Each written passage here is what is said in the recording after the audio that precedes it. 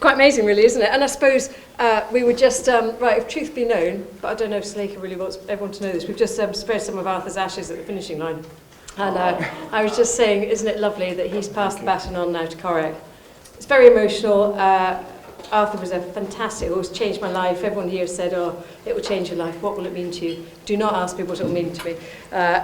It will change your life. And I think it did change my life. And I think with Corach, it gave me the confidence, really.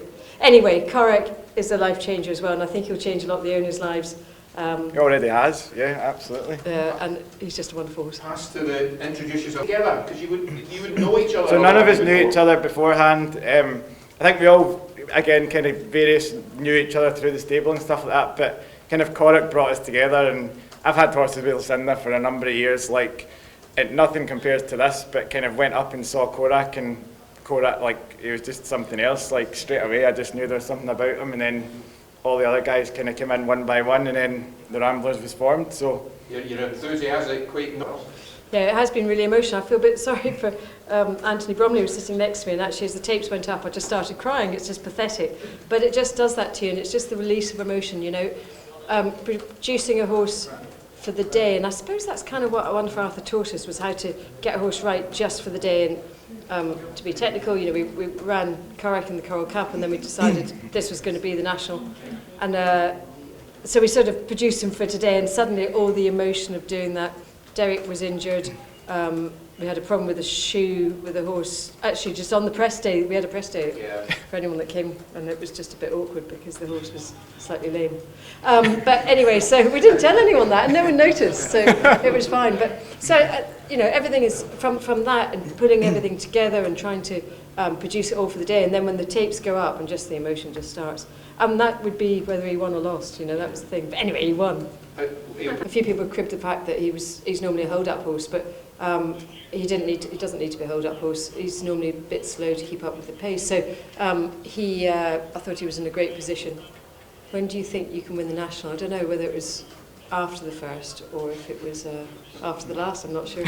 But I thought he travelled brilliantly, and you could see the horse working it out. It's funny. I was really worried about him not going around the national fences, because normally with Arthur, we gave him a little taster at the Beach Chase, but I was worried about him not going around the national fences. But then I saw in the stats that 20 out of the last 24 hadn't run around the national fences, so you could see Corach working it out. He jumped the first sort of 3, and then suddenly he got it. So I'm sure you. I think that the racecourse has done a great job to stop to prevent them from really doing too much damage.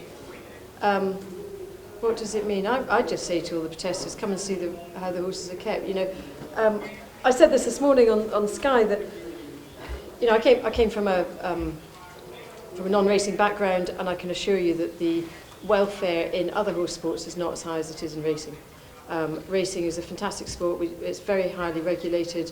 They do everything. The racing surface out there is the best surface that these horses can go on. One for Arthur is a lovely horse. He retired. He had a great time in retirement. He died due to colic. He didn't die due to racing or being in a horse sport. He died due to colic. And I think there's a lot more welfare issues that are for a horse than racing. I think really I understand that they get very excited about it, but really it's not the welfare of the horses. They should be looking at a wider range. Thank you. Do you know, realistically, I was just worried about me and Peter Schoolmore spoke beforehand, and it was just a case of getting them down across the first 6 fences, down across Beechers, and then make a plan from there. So all I was worried was how he was going to take basically it's just the loose birch and things like that he wouldn't get a fright or anything like that and make a mistake early. And once he hadn't made a mistake, by the time he jumped Beechers, I was fairly confident he wasn't going to, apart from a loose horse or something.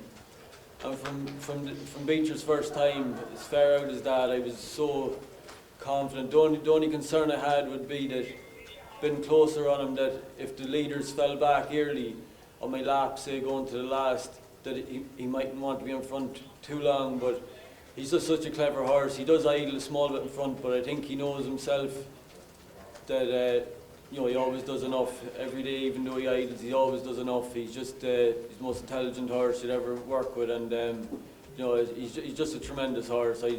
You couldn't ask to ride a better horse, really.